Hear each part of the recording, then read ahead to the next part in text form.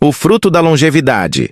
Essa verdura chamada de goia é um fruto bastante consumido e cultivada na região de Okinawa, no Japão, onde vivem pessoas centenárias, e sua longevidade é atribuída, dentre outras coisas, ao consumo dessa planta.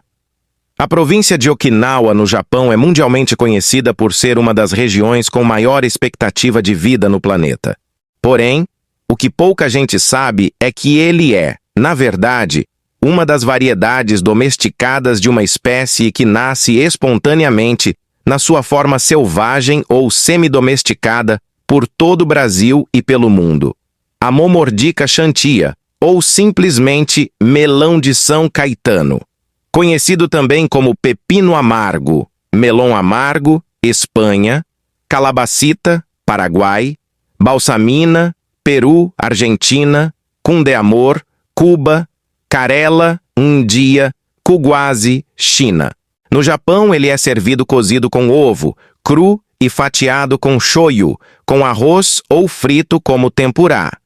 Entre alguns benefícios estão as propriedades hipoglicemiantes, ou seja, ajudam a baixar os níveis de glicose no sangue e ajuda o controle da diabetes.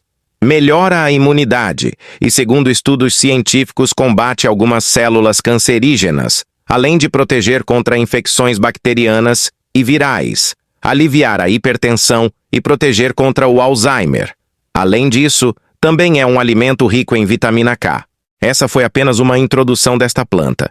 E conhecendo mais sobre ela, iremos entender também um pouco da complexa formação e origem da nossa cultura e socio-agrobiodiversidade aqui no Brasil. Ficaram curiosos? Então venham comigo.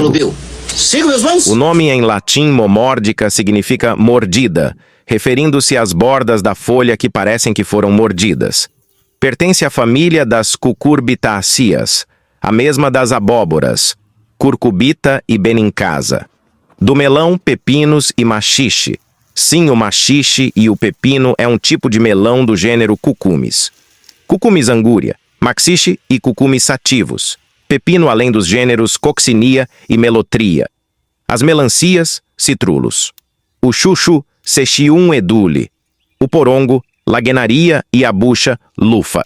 É uma das famílias mais importantes quanto ao uso alimentar e às variedades domesticadas e semi-domesticadas do planeta.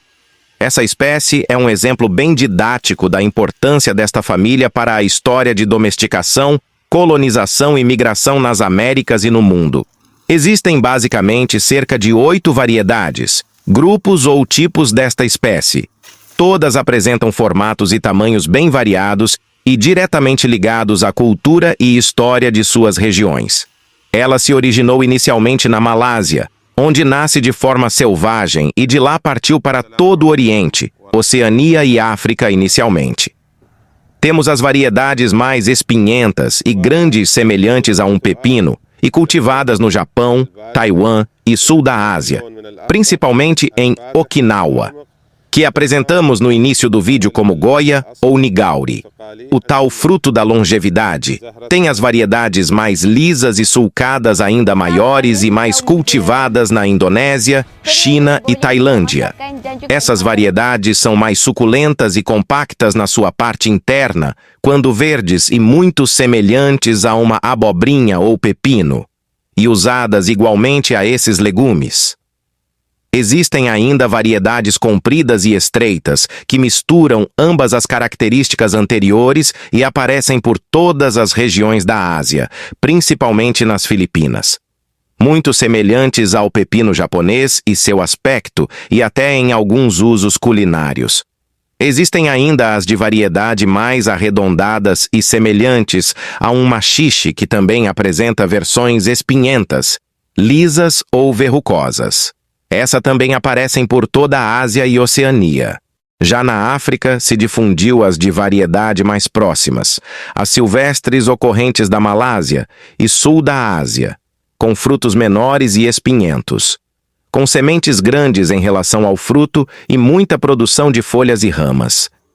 Em parte, talvez, pelo fato que nessa região, o seu uso mais difundido e comum seja o uso das folhas como hortaliças e chá e menos dos frutos como legumes. Como citado anteriormente, suas folhas jovens e brotos podem ser usadas como verduras e têm esse uso bastante comum em partes da Ásia e principalmente na África.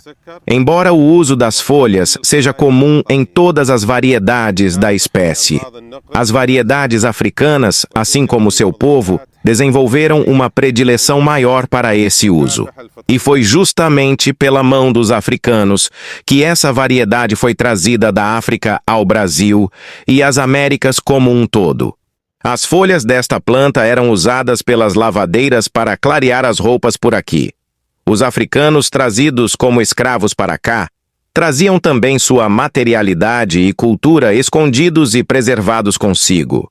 Isso incluía sementes e raízes de algumas de suas espécies-chave cultural. Dentre essas, uma espécie que usavam o seu chá em banhos para facilitar o parto e para baixar febres. Inclusive o seu nome melão de São Caetano se deve aos escravos que se estabeleceram na região das minas auríferas e plantaram ao redor de uma capelinha em Mariana. O padroeiro da capela era São Caetano e os frutos parecidos com melão. Daí o nome melão de São Caetano. Por aqui ela nasce como subespontânea em todas as Américas, tanto nas áreas tropicais como subtropicais dos Estados Unidos, até algumas localidades da Argentina. É um cipó herbáceo anual e alastrante muito comum em cercas e entulhos de terrenos abandonados. Seu fruto cor de ouro, com espinhos moles na superfície, se abre espontaneamente em 3 partes. Quando maduro, mostra suas sementes vermelhas comestíveis de grande beleza e paladar suave, muito apreciado pelas crianças. Eu já comi muito. Já a variedade usada como legume na Ásia e Oceania foi trazida posteriormente pela comunidade nipo-brasileira, a Momordica charantia var. Máxima. No Brasil, os frutos são consumidos principalmente pelos orientais, em especial nas regiões com imigração japonesa. São colhidos e vendidos verdes em feiras livres, principalmente na cidade de São Paulo e outras localidades dispersas pelo país, onde se concentram estas comunidades. Podem ser consumidos também em alguns restaurantes japoneses mais tradicionais. Esse é um de muitos exemplos de plantas que se difundiram pelo mundo e se modificaram conforme os hábitos, paisagens e usos dos povos que as cultivaram e selecionaram. Espécies e variedades que acompanharam sua jornada pelo planeta e chegaram aqui no Brasil de forma muito particulares. Somando ao maior legado das diversas civilizações, sua socioagrobiodiversidade.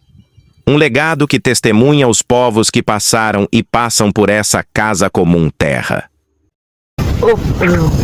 Então, ajude o nosso canal, se inscreva, dê seu like, para continuarmos juntos nessa casa comum terra.